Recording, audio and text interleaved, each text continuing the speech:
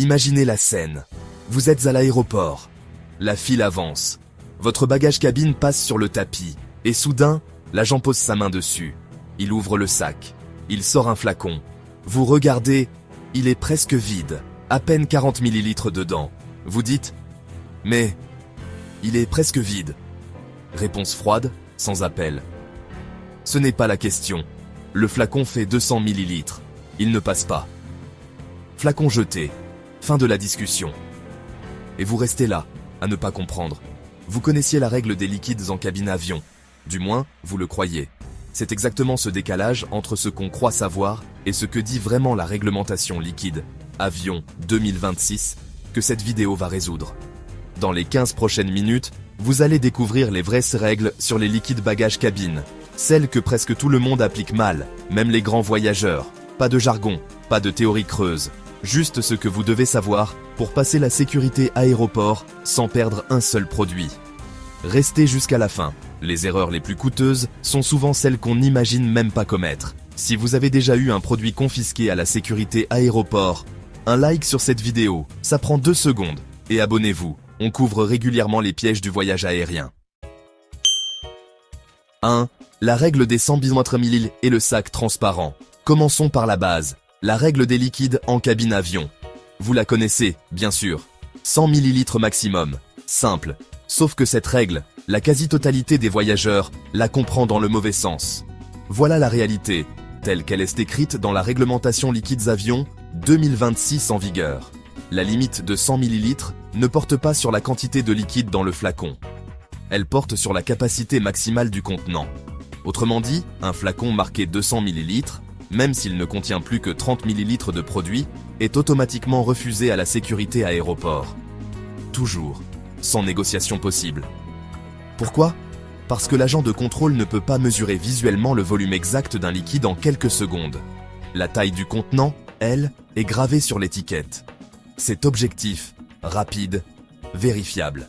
Donc, avant de faire votre bagage cabine, regardez le chiffre imprimé sur le flacon, pas le niveau du liquide. Si ce chiffre dépasse 100 ml, ce produit va dans la valise en soute, ou vous achetez des flacons de voyage dédiés pour moins d'1 euro. 2. Le piège du sac transparent. Vous avez acheté des flacons de 100 ml, vous les avez mis dans un sac plastique transparent. Vous pensez en règle pour les liquides en cabine avion. Et pourtant, à la sécurité aéroport, l'agent vous fait signe de sortir du flux. Parce que les règles liquides avion ne portent pas seulement sur les flacons, elles portent aussi sur le sac lui-même. Les critères officiels du sac. Volume, maximum, 1 litre, soit environ 20-100 cm, 25 cm. Fermeture hermétique, zip ou pression. Le sac doit se fermer entièrement, à plat. Transparence totale. Les agents doivent voir tous les produits sans manipuler le sac. Un seul sac par passager. Pas deux, pas un grand et un petit. Le piège le plus fréquent. Le sac est trop petit pour contenir tous les flacons, ou trop rempli pour que la fermeture tienne. Résultat, vous devez trier vos affaires en urgence, devant tout le monde, avec la file qui s'impatiente derrière vous. La solution coûte moins d'1 euro. Un sac de voyage spécifiquement dimensionné avec une fermeture fiable. Préparez-le la veille. Vérifiez qu'il se ferme à plat. N'attendez pas l'aéroport pour découvrir qu'il déborde. 3. Ces produits que vous ne pensez pas être des liquides. Voici une question que très peu de voyageurs se posent avant de faire leur bagage cabine. Qu'est-ce qui est légalement considéré comme un liquide à l'aéroport ? La réponse va surprendre beaucoup d'entre vous. Définition officielle. Tout produit qui prend la forme de son contenant, qui peut s'étaler ou s'écouler est classe liquide, indépendamment de sa texture. Produit, souvent confisque par erreur. Pâte à tartiner, Nutella, beurre de cacahuète, tarama, houmous, fromage fondant, camembert coulant, ricotta, cream cheese, maquillage liquide, avion, fond de teint fluide, bébé cream, gloss, correcteur liquide, gel coiffant, cire molle, baume à lèvres en peau, dentifrice, avion cabine, toujours classe, gel liquide, crème avion.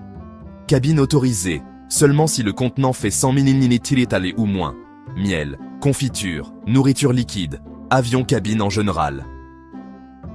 La règle de bon sens, si vous pouvez l'étaler sur une tartine, Si ça coule quand vous retournez le contenant, c'est un liquide pour la sécurité aéroport liquide. Et donc, si le contenant dépasse 100 ml, peu importe que le produit soit mou ou semi-solide, il reste dans la valise en soute. En cas de doute sur un produit, cosmétique, alimentaire, médical, traitez-le par défaut comme un liquide. Vérifiez le volume du flacon. 4. Les nouvelles machines 3D et la confusion des règles. Depuis quelques années, certains aéroports ont déployé des scanners nouvelle génération. Des machines à imagerie 3D capables d'analyser le contenu des bagages avec bien plus de précision.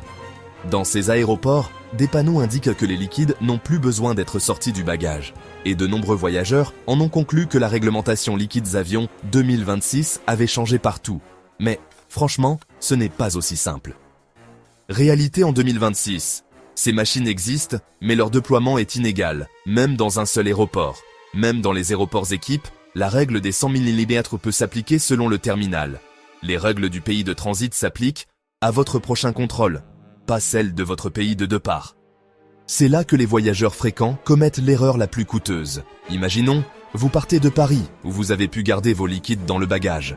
Vous transitez à Dubaï, l'agent applique les règles locales, pas celles de Paris.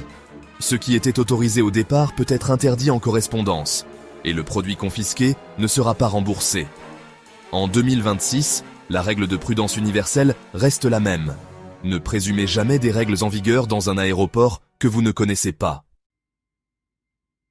5. Le moment critique. Ne pas sortir ses liquides. Celui-là, tout le monde l'a fait au moins une fois. Vous êtes pressé, la file avance, vous posez votre bagage cabine sur le tapis, et vous oubliez de sortir votre sac à liquide. Ce n'est pas une catastrophe, hein. Mais les conséquences sont immanquablement désagréables. Votre bagage est mis de côté. Vous sortez du flux normal du contrôle sécurité aéroport bagage. Un agent procède à un contrôle manuel complet. Pas seulement les liquides, retard de 5 à 21 minutes selon la charge du poste de contrôle. Avec un vol serré, le retard contrôle sécurité aéroport peut vous faire rater l'embarquement. Et puis, le stress que vous dégagez dans cette situation va attirer encore plus l'attention de l'agent. On en parle dans la partie 11. La solution, avant d'arriver au tapis roulant, sortez déjà votre sac à liquide et tenez-le à la main. 10 secondes de préparation, 10 minutes de retard évité. Mieux encore, rangez votre sac à liquide dans la poche extérieure du bagage, accessible instantanément. Un réflexe qui s'installe en 2 ou 3 voyages. 6. Le piège des correspondances.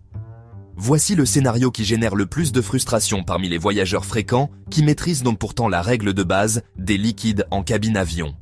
Vous achetez un parfum avion, cabine ou une bouteille d'alcool en duty-free avant l'embarquement. Le produit est emballé dans un sac scellé avec votre reçu.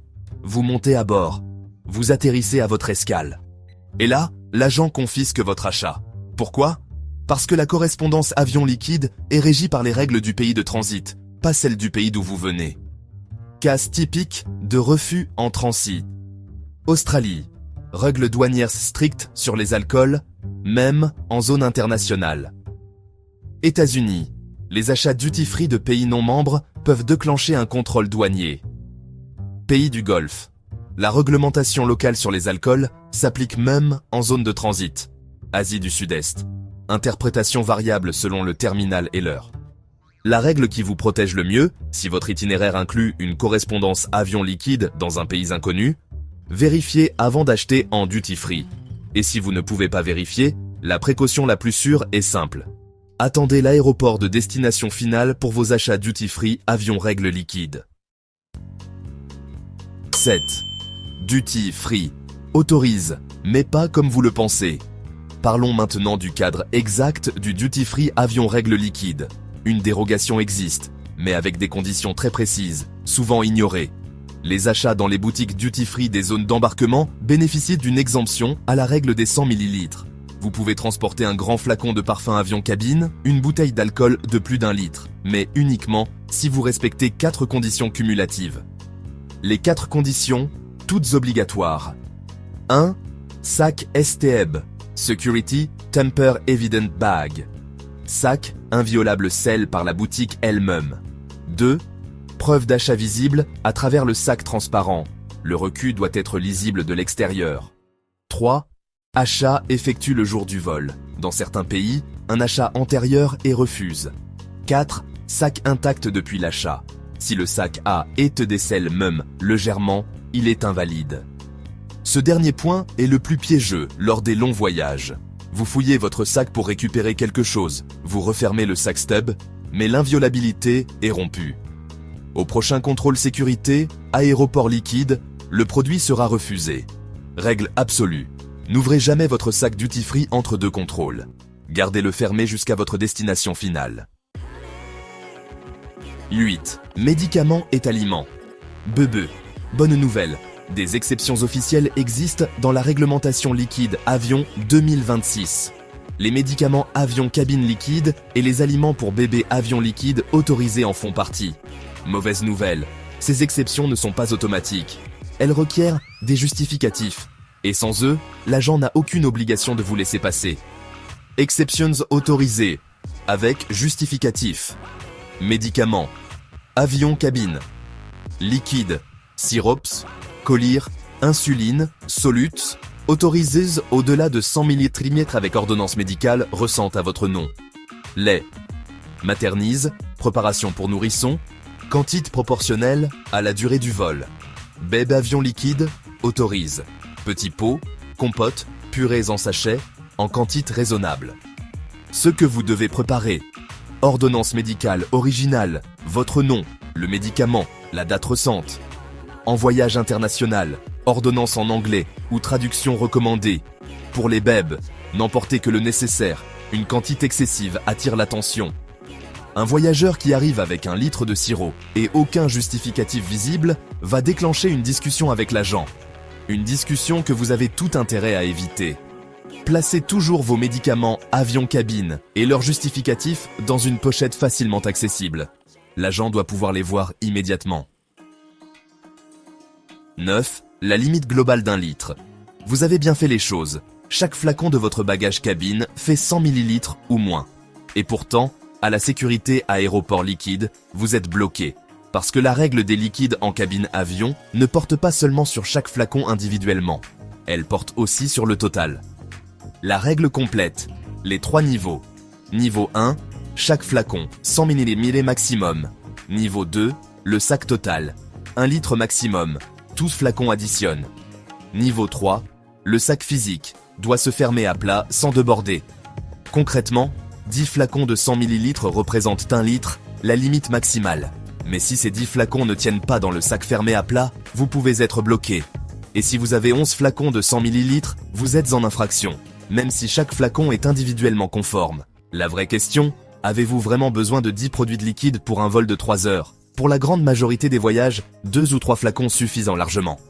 Moins il y a de produits dans votre sac, moins vous avez d'erreurs bagage cabine liquide. Et plus le passage est rapide. 10. Les incohérences entre pays. Paradoxalement, ce sont souvent les voyageurs les plus expérimentés qui commettent cette erreur. Parce qu'ils sont confiants. Parce qu'ils ont appris les règles liquides avions d'un seul pays. Or, les règles de sécurité aéroport liquide partagent une base commune, la Convention internationale OACI. Mais leur application locale varie selon les pays, les aéroports et même les moments. Exemple d'incohérence. Documenté, Royaume-Uni, oscillation entre assouplissement et réactivation des règles selon les aéroports. États-Unis, TSA. Certaines crèmes médicales traitées différemment des cosmétiques identiques. Australie, réglementation douanière renforcée sur les produits alimentaires, même en cabine. Pays en développement, application parfois stricte, parfois imprévisible, jamais garantie. L'application de la réglementation liquide avion 2026 peut varier selon l'heure, la charge du poste de contrôle, la formation des agents ou des directives internes non communiquées. Ce que les voyageurs fréquents oublient, chaque passage au contrôle sécurité aéroport est une situation nouvelle. Ce qui fonctionnait la semaine dernière ne fonctionne pas nécessairement aujourd'hui dans un autre pays.